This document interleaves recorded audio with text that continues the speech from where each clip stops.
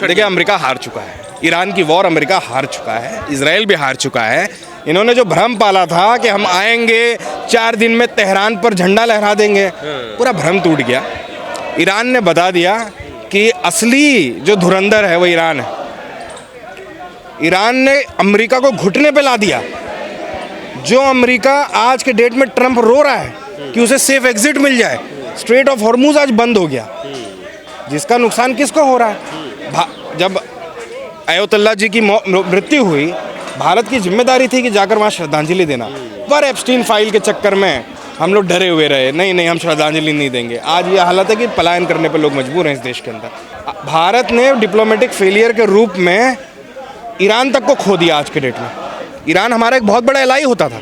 भारत में UCO bank जो आज बचा है वो ईरान की वजह से बचा हुआ है। उस बैंक आज ईरान के साथ हमारे संबंध खराब, नेपाल के साथ हमारे संबंध खराब, श्रीलंका के साथ हमारे संबंध खराब, पाकिस्तान के साथ हमारे संबंध खराब, चाइना के साथ भी अभी हमने हल्का फुल्का फ्लर्ट किया था, लेकिन वापस हम हमारे प्रधानमंत्री मोदी ट्रम्प के सामने जाके सरेंडर कर दिए। पूरे एशिया में हमने अपने आसपास के लोगों से दुश्मनी लेकर रखी थी। ये डिप्लोमेटिक फेलियर है। अमेरिका को तो अपना माल बेचना है, जहाज बेचना है, अपने हथियार बेचने हैं। इजराइल को अपना हथियार बेचना है, लेकिन जब आपके ऊपर विपदा आएगी तो आपके नेबरिंग कंट्रीज तो आपका साथ देंगे। आज हम घिर चुके हैं। मोदी ने अपनी वाहवाही के चक्कर में भारत को आइसोलेट कर दिया है पूरे एशिया के अंदर। तो अगर मोदी की वाहवाही हो रही है तो देश की तो वाहवाही हो रही है, वही तो रिप्रेजेंट कर रहे हैं हमारे देश को। मोदी देश नहीं है, रिप्रेजेंट कर रहे हैं ना। नहीं, रिप्रेजेंट देश के प्रधानमंत्री की अगर कहीं तारीफ हो रही है, वाहवाही हो रही है, तो इसका मतलब है कि हमारे देश की वाहवाही। अगर देखिए, मोदी की कोई भी रैली होती है, कहीं भी सभा होती है, तो लोग ये नहीं कहते इंडिया इंडिया, भारत भारत नहीं कहते, लोग मोदी मोदी कहते हैं। अगर इतना ही देश को रिप्रेजेंट कर रहे हैं तो इंडिया इंडिया के नारे क्यों नहीं लगते हैं? भारत भारत के नारे क्यों नहीं लगते? हिंदुस्तान जिंदाबाद के नारे क्यों नहीं लगते? मोदी मोदी के नारे लगते हैं। सारे योजनाएं जो बन रही हैं, आप देखिए दिल्ली भर में, किसी मंत्री की फोटो देखिए आपने? जो मंत्रालय मोदी जी को जिसकी स्पेलिंग भी नहीं पता है, उस मंत्रालय पर उनका फोटो लगा हुआ है।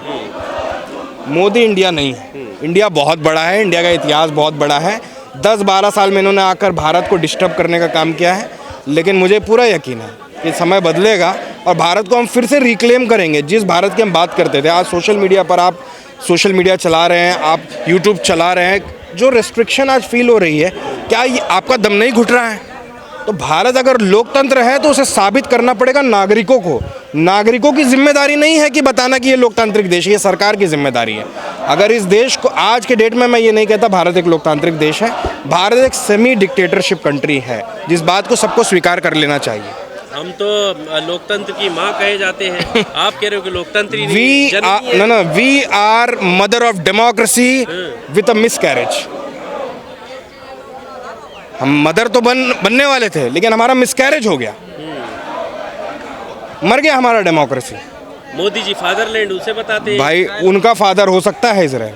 हम सबको अपने अपने फादर का नाम हमारे पैन कार्ड पे लिखा हुआ है। मोदी एकमात्र हैं जिन्होंने अपने फादर बेंजामिन नेतन्याहू को मना लिया। भाई, इजराइल से हमारा क्या लेना देना? इजराइल कब से हमारा फादरलैंड हो गया? ये मदर फादर क्या होता है? जमीन जमीन होती है यार। गृह मंत्री अमित शाह जी का एक बयान अब वायरल हो रहा है और वो कह रहे हैं कि बिना नरेंद्र मोदी के दुनिया के किसी भी मुद्दे पर कोई भी देश कोई डिसीजन नहीं ले सकता। अमित शाह को कुछ नहीं पता कि दुनिया कैसे चल रही है, दुनिया में क्या निर्णय हो रहे हैं। पूरा यूरोप किस तरीके से ऑपरेट कर रहा है, पूरा साउथ अमेरिका किस तरीके से ऑपरेट कर रहा है, कौन पूछ रहा है मोदी को यार? क्या उपलब्धता है मोदी की? जस्ट वो ट्रम्प की चमचागिरी करने में, जस्ट ट्रम्प की चमचागिरी करने से आप महान नहीं बन जाते हैं। भारत ने ऐसे भी प्रधानमंत्री देखा है जिसने निक्सन का फ़ोन रख दिया हो, बोला जो कर सकता है वो कर ले। तो भारत सबसे बड़ा कंज्यूमर मार्केट है पूरी दुनिया में। 1.5 बिलियन लोग इस देश के अंदर रहते हैं। उसके बावजूद भी अगर आप इस पावर को लेवरेज नहीं कर पा रहे हैं अपनी डिप्लोमेसी के लिए, तो ये दुख की बात है कि एक अनपढ़ आदमी देश का प्रधानमंत्री बना हुआ है। ये युद्ध विराम को आप क्या देखते हैं? अमेरिका की हार के रूप में देखते हैं या इसके पीछे कोई और? देखिए, अमेरिका हार चुका है। ईरान की वॉर अमेरिका हार चुका है, इजराइल भी हार चुका है। इन्होंने जो भ्रम पाला था कि हम आएंगे 4 दिन में तेहरान पर झंडा लहरा देंगे, पूरा भ्रम टूट गया। ईरान ने बता दिया कि असली जो धुरंधर है वो ईरान है। ईरान ने अमेरिका को घुटने पे ला दिया। जो अमेरिका आज के डेट में ट्रंप रो रहा है कि उसे सेफ एग्जिट मिल जाए, स्ट्रेट ऑफ हॉर्मुज आज बंद हो गया, जिसका नुकसान किसको हो रहा है? जब अयोतुल्ला जी की मृत्यु हुई, भारत की जिम्मेदारी थी कि जाकर वहाँ श्रद्धांजलि देना, पर एप्स्टीन फाइल के चक्कर में हम लोग डरे हुए रहे, नहीं हम श्रद्धांजलि नहीं देंगे। आज ये हालत है कि पलायन करने पर लोग मजबूर हैं इस देश के अंदर। मोदी जी जिक्र कर रहे हैं कश्मीर फाइल्स का, धुरंधर का। कश्मीर फाइल्स फेक है, केरला फाइल्स फेक है, असली सिर्फ है एप्स्टीन फाइल, जिसमें लिखा है कि हमारा प्रधानमंत्री नरेंद्र मोदी ट्रंप के कहने पर इजराइल में जाकर नाच गाना किया है। तो यार हम प्रधानमंत्री चुनने थे, हम नचनिया बजनिया तो चुनने नहीं आए थे। बहुत सारे लोग मीडिया पर भी ये बात होती है कि सिर्फ मोदी का या सिर्फ और किसी का नाम नहीं बल्कि विपक्ष के नेताओं का भी इसमें नाम है। किस संदर्भ में नाम है? डिस्कशन में नाम है या वो इन्वॉल्व है किसी चीज़ में, उसमें नाम है? राहुल गांधी जी का नाम दिखाइए, खड़गे जी का नाम दिखाइए कि इन्होंने कुछ किया हो। नाम तो इनका है, इनके मिनिस्टर का, हरदीप पुरी का, जो एप्स्टीन से मिला जाकर, जानते हुए भी कि वो चाइल्ड मोलेस्टर है, चाइल्ड रेपिस्ट है, उसको कन्विक्टेड चाइल्ड रेपिस्ट था वो। ऐसा नहीं था कि जब वो मिले तो वो सब्सिडीज मैटर था। He was a convicted child molester, child rapist, जिससे हरदीप पुरी जाकर 3 से 4 बार मुलाकात की और इंटरव्यू में भी उन्होंने स्वीकार किया। क्यों मिल रहे थे भाई? एप्स्टीन जो था वो मोसाद के लिए काम करता था। हमारा विदेश मंत्री मोसाद के एजेंट से, जो चाइल्ड रेपिस्ट है, चाइल्ड मोलेस्टर है, किस लिए मिलने गया था? ये बहुत सारे सवाल हैं जिसकी जांच होगी। ये चिंता ना करें, इनके बुत गिराए नहीं जाएंगे, बुत रखे जाएंगे ताकि उन पर कालिखे पोती जा सके। जिस तरह से ये जो मध्यस्थता हुई है, क्या इसके पीछे अमेरिका की कोई साजिश है, षड्यंत्र है कि वो दोबारा हमला कर सकता है, या फिर अमेरिका पीछे हट चुका है, डर चुका है? क्या अमेरिका तो डर चुका है। अमेरिका, देखिए, अमेरिका एक कैपिटलिस्ट देश है बहुत लंबे समय, क्योंकि कल जो खबर आई कि फ्रांस ने अपना 129 टन ऑफ गोल्ड जो अमेरिका के बैंकों में था उसको बेच दिया और उतने का ही यूरोप में खरीद लिया। तो लोग भी डरे हुए हैं, जो इन्वेस्टर्स हैं, जो बड़े बड़े पूंजीपति, उनका पैसा अमेरिका में लगा हुआ है, और जब तक ये वॉर चलेगी स्टॉक मार्केट ऊपर नहीं जाएगा, पैसा नहीं बनेगा, तो ये सारा खेल पैसों का ही है। तो पैसे वाले लोग इसको बहुत लंबा नहीं चलने देंगे। देखो, ये तो हिमंता बिस्वा शर्मा और भारतीय जनता पार्टी के संस्कार बताते हैं कि किस तरीके की भाषा का प्रयोग वो लगातार करते रहे हैं। Leader of opposition Rahul Gandhi ji के लिए हो, चाहे वो कांग्रेस अध्यक्ष मल्लिकार्जुन खड़गे, जो इस समय देश के सबसे बड़े दलित नेता हैं, और उनका संघर्ष लोग जानते हैं, प्रधानमंत्री भी जानते हैं कि किस प्रकार उनके परिवार के पास साथ दुर्घटना हुई और उसके बाद वो एक ब्लॉक अध्यक्ष, आज कांग्रेस के राष्ट्रीय अध्यक्ष बने हुए हैं। ऐसे आदमी के लिए, बुजुर्ग आदमी के लिए इस तरीके की भाषा का प्रयोग करना, ये बताता है कि हिमंता पूरी तरह फ्रस्ट्रेट है, और किस तरीके से उन्होंने जो भ्रष्टाचार कर रखे हैं आसाम में, उनको पता है जिस दिन भी सरकार गई हिमंता को जेल में रहना होगा।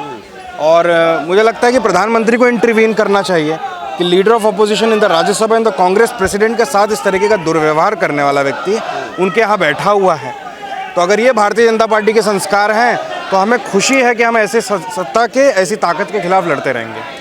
पर उन्होंने लीगल एक्शन लिया है, FIR हुई है, असम की पुलिस दिल्ली तक पहुंची है, तो ऐसा नहीं लगता कि कहीं कांग्रेस या खेड़ा जी जो बोल के फंस गए हैं? नहीं, फंस क्या गए हैं, सरकार उनकी है, पुलिस उनकी है, वो चाहे 50 FIR लिख दें, हमारी सरकार होगी हम 50 FIR लिख देंगे, उसमें क्या FIR लिखने से क्या होता है? वो दोषी हैं कि नहीं, ये तो न्यायालय को तय करना है। न्यायालय बताएगा कि उन्होंने जो दस्तावेज जारी किए हैं वो सच है या झूठ है, ये तो जांच का विषय है। अब सबसे बड़ी बात यह है कि इलेक्शन कमीशन के अधीन आती है इस समय असम पुलिस, क्योंकि मॉरल कोड ऑफ कंडक्ट लगा हुआ है। उसके बाद भी अगर पुलिस हिमंता बिस्वा की सुन रही है तो ये इलेक्शन कमीशन और भारतीय जनता पार्टी की मिलीभगत नहीं नजर आती आपको? पर जिस तरह से आजम खान का मामला था, फर्जी पैन कार्ड और आधार कार्ड के मामले में वो जेल काट रहे हैं, अब अगर इतना बड़ा मामला है कि तीन उनके फर्जी पासपोर्ट पाए जा रहे हैं, तो नहीं लगता कि यहाँ पर भी लीगल एक्शन की कार्रवाई कांग्रेस की तरफ से शुरू होनी चाहिए? कांग्रेस तो सरकार में अगर होती तो लीगल एक्शन शुरू होता। ये जो मामला है ये केंद्र का मामला है, मिनिस्ट्री ऑफ एक्सटर्नल अफेयर इसकी जांच कर सकती है। हमारे पास तो मिनिस्ट्री ऑफ एक्सटर्नल अफेयर है नहीं, तो हम कैसे जांच करेंगे? ये तो सरकार को, तो जयशंकर को या मोदी को आगे आकर इसकी जांच करानी चाहिए कि इनके अगर आरोप लगे हैं कि 52,000 करोड़ रुपये व्यमिंग US में है, इनका जो भाई है जो सीनियर IPS ऑफिसर है जिसका परिवार दुबई में रहता है, 18 लाख रुपए वेतन है उसके भाई का, लेकिन उसका बेटा जिस स्कूल में पढ़ता है उसकी 21 लाख रुपए फीस है। कैसे एक अधिकारी का परिवार दुबई में रह रहा है और इतनी लैविश लाइफस्टाइल को कैसे जी रहा है? ये तो जांच का विषय है। इसमें तो जांच होनी चाहिए कि किस तरह का भ्रष्टाचार में लिप्त पाया जा रहा है ये आदमी। इसका पूरा परिवार भ्रष्टाचार में लिप्त है। असम के अंदर आज के डेट में फ्री वॉइस नहीं है। चाय के बगान से लेकर जितनी भी किसानों की ज़मीन है उस पर हिमंता बिस्वा शर्मा की फैमिली कब्जा किए जा रही है। तो क्या ये लोगों को नज़र नहीं आ रहा है क्या? और ये कहा जा रहा है कि घुसपैठियों को बचाने के लिए ये कांग्रेस जो है वो इतना तिलमिलाई हुई है। अच्छा, सरकार पिछले साल से 12 साल से इनकी है। घुसपैठिए अगर असम में घुस रहे हैं तो वो बॉर्डर से घुस रहे होंगे, तो बॉर्डर जो पुलिस है वो तो केंद्र के हाथ में है। ये तो अमित शाह को गाली दे रहा है। हिमंता बिस्वा शर्मा अमित शाह को गाली दे रहा है कि अमित शाह एक नंबर का निठल्ला गृह मंत्री है। किसके राज्य में इसके गृह मंत्री होते हुए भी देश के अंदर लोग घुसते आ रहे हैं। ये तो रक्षा मंत्री राजनाथ सिंह जी को निठल्ला कह रहा है। ये तो अपनी सरकार को घेरने का काम कर रहा है। पर वो तो खुद मुद्दा उठाते हैं घुसपैठिए का। अमित शाह जी ने आके फिर कहा ये बयान दिया। तो अपने आप को भी गाली देने का हुनर अगर किसी में है तो भारतीय जनता पार्टी में। अपने आप को जिस प्रकार सावरकर ने वीर कहा, उसी प्रकार अमित शाह अपने आप को निठल्ला कहते नजर आ रहे हैं हर जगह। कांग्रेस चाहते हैं घुसपैठिए निकले। अरे कोई भी देश चाहेगा घुसपैठिए। जो हमारे लीगल जो लोग यहाँ के रेसिडेंट हैं, जो सिटीजन है, वो रहेंगे। जो इलीगल है वो बाहर जाएंगे। लेकिन उसके लिए एक प्रक्रिया होती है, उसकी जांच होती है। ये नहीं कि आप चुनावी मंच पर चल के किसी को भी गाली देने का काम करें। और जिस प्रकार का भाषा वो प्रयोग करते रहे माइनॉरिटीज़ के लिए, ये कितना दुर्भाग्य की बात है कि एक चुना हुआ मुख्यमंत्री जो संविधान की शपथ लेता है, कहता है कि मैं बिना किसी राग द्वेष के लोगों के साथ न्याय करूंगा, उसी संविधान उसी ओथ की अवहेलना करता है। और दुख की बात यह है कि हमारे जुडिशियल सिस्टम में, हमारे लीगल सिस्टम में ऐसा कोई कानून नहीं है कि आपको ओथ तोड़ने पर आपको बर्खास्त कर दिया जाए। वो कहता है कि कोई मियाँ 5 रुपये मांगे तो ऐसा आपको 4 रुपया देना है। ये भाषा एक मुख्यमंत्री की तो नहीं हो सकती, एक सड़क छाप गुंडे की जरूर हो सकती है। अभी तक तो मुसलमानों के लिए बोलते थे, अब तो राहुल गांधी, मल्लिकार्जुन नहीं, वो देख रजिस्टर्ड पागल बोल रहे हैं। देखिए, जो पागल, जो बेसिकली भ्रष्टाचार फ्रस्ट्रेटेड आदमी होता है, वो इस तरीके की भाषा हर जगह करता है। वो मोदी को भी गाली देगा। आप रुकिए 2-3 साल, ये मोदी अमित शाह को भी गाली देगा। देखिए, गालीबाज का जो हुनर होता है वो यूनिफॉर्मिटी की तरफ होता है। वो आज राहुल गांधी जी और मोदी जी को, खड़गे जी को गाली दे रहा है। कल वो अमित शाह और मोदी और अडवाणी सबको गाली देगा। वो उसके संस्कार का हिस्सा है। वो क्या करता था उसकी जांच करो। किसकी लाइजनिंग करता था? उल्फा की लाइजनिंग करता था, किसकी लाइजनिंग करता था? क्या कानूनी कार्रवाई नहीं हो सकती इन पर? भाई, सरकार अगर हमारी होती तो हम कार्रवाई करते। माननीय न्यायालय में भी अगर हम जाएंगे तो आज के डेट में जो हमारे सीजीआई हैं सूर्यकांत जी, वो इतना ऑफेंड हो जाते हैं जैसे उनके किसी परिवार के मुखिया को किसी ने कुछ बोल दिया हो। आप एक पिटीशन लगाइए। आज मैंने एक खबर पढ़ी कि सरकार पीआईएल को, सुप्रीम कोर्ट कह रही है पीआईएल को ख़त्म कर देना चाहिए। पब्लिक इंटरेस्ट लिटिगेशंस को ख़त्म करने की योजना सरकार बना चुकी है, क्योंकि पब्लिक का कोई इंटरेस्ट ही नहीं है। जो इंटरेस्ट है वो अडानी इंटरेस्ट लिटिगेशन होना चाहिए, अंबानी इंटरेस्ट लिटिगेशन होना चाहिए। पीआईएल तक को ख़त्म करने की बात अगर सुप्रीम कोर्ट सूर्यकांत के अंडर में कर रहा है तो आप सोच सकते हैं कि इस देश में किसको न्याय मिलेगा। पर जनता को ये दिखाया जा रहा है कि बीजेपी की तरफ से तो घुसपैठिया एक मुद्दा है, लेकिन कांग्रेस इस पर चुप है, विपक्षी दल इस पर चुप है। तो क्या कांग्रेस के लिए कोई मुद्दा नहीं है घुसपैठ का? क्योंकि मीडिया पर भी ये भाई, घुसपैठ अगर हो रही है, जिसकी सरकार है वो करेगी ना घुसपैठियों पर काम। घुसपैठिए तो ऐसे नहीं है हवा में उड़कर आ रहे हैं।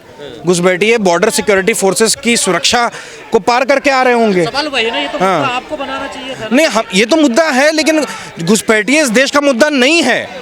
इस देश का मुद्दा बेरोजगारी है। इस देश का मुद्दा है कि 800-900 रुपये का मिलने वाला सिलेंडर आज के डेट में 4,000 रुपये 5,000 रुपये का मिल रहा है। मुद्दा ये है कि देश के कई राजधानियों से मजदूर और छात्र पलायन कर रहे हैं, अपने गांव जा रहे हैं, क्योंकि उनके पास खाने के लिए खाना नहीं है, क्योंकि गैस नहीं है। देश का ये मुद्दा है कि 1.5 लाख स्कूल बंद हो गए। देश का ये मुद्दा है कि इस देश के अंदर हर घंटे एक बलात्कार होता है। अगर ये देश का मुद्दा नहीं है तो मुझे माफ़ी चाहता हूँ मैं। चुनाव नहीं होता। अगर नहीं होता तो हमें नहीं लड़ना है। तो हम तो वही कह रहे हैं ना, हम तो चाइना गेट के जगीरा नहीं है। हमारे पास मोदी और फांसीवाद से लड़ने की हिम्मत तो है, लेकिन इनके जितना कमीनापन नहीं है। सर, आपने रोजगार की बात करी, ये यहाँ पर भी घुसपैठ का मुद्दा उठता है कि हमारे देश के युवाओं का रोजगार घुसपैठिए खा रहे हैं। यहाँ तक बयान आती है। कौन घुसपैठिए खा रहा है? जो बाहर से मैं तो कभी नहीं देखा। जैसे हम लोग इंडिया में लोग देखते हैं कि लोग मरे जा रहे हैं कि यूके का वीज़ा मिल जाए, कोई मरा जा रहा है कि अमेरिका का वीज़ा मिल जाए, कोई मरा जा रहा है कि उसे दुबई में नौकरी मिल जाए। मैं आज तक ऐसे किसी अमरीकी या फिर किसी दुबई वाले को, अमीराती को, या फिर ब्रिटेन के आदमी को, या अमेरिका के आदमी को, स्पेन के आदमी को, साउथ अमेरिका के आदमी को देखा हो कि वो कहता हो कि मुझे भारत में नौकरी करने जाना है। कौन घुसपैठिया आके नौकरी खा रहा है भाई? ये तो फालतू बकवास बात है। लॉजिक देखो, इलॉजिकल का कोई लॉजिक नहीं होता।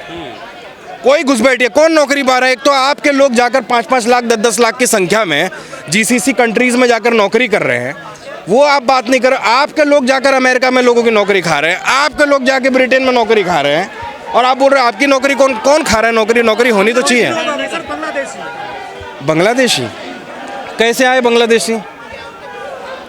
मैं यही मुद्दा उठा रहा हूँ कि इस देश का गृह मंत्री, इस देश का रक्षा मंत्री, तभी बांग्लादेश से लोग अंदर आ पाएंगे, ऐसे तो कोई आ नहीं पाएगा अंदर।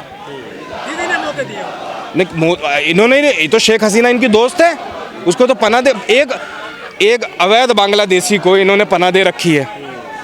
भाई बांग्लादेशी घुसपैठियों की अगर ये बात कर रहे हैं तो इस समय भारत में एक ही बांग्लादेशी घुसपैठिया है, वो है शेख हसीना। उसको बाहर निकालिए पहले, उसको तो आपने पनाह दे रखी है। अच्छा सर, अभी ईरान इजराइल अमेरिका का जो युद्ध हो रहा था उसमें विराम लगा, युद्ध विराम लगा 15 दिन के लिए। अब इसमें पाकिस्तान का नाम भी आ रहा है कि उसने मध्यस्थता कराई है। सवाल यह है कि हम अपने आप को विश्वगुरु बताते हैं, लेकिन हमारे देश की कूटनीति किस स्तर पर है? ये शर्म की बात है भारत के लिए। एक कूटनीतिक फेलियर के रूप में मैं इसको देखता हूँ। जहाँ भारत दुनिया को, एशिया को दिशा दिखाने की शक्ति रखता है, उस देश को नज़रअंदाज करके पाकिस्तान जैसे डूबते हुए इकोनॉमी ने जाकर वहाँ डिप्लोमेसी का झंडा फहरा दिया, और हम कुछ क्यों नहीं कर पाए हैं? उसका कारण ये है कि हमारी फाइलें हैं। बीबी ने, जो इजराइल का प्रधानमंत्री है बेंजामिन, उसने दरअसल फाइलें बना रखी हैं। एप्स्टीन फाइल उसी का है प्रोजेक्ट। अब जिसकी फाइल बनी रखी है वो तो कुछ नहीं बोल रहा है।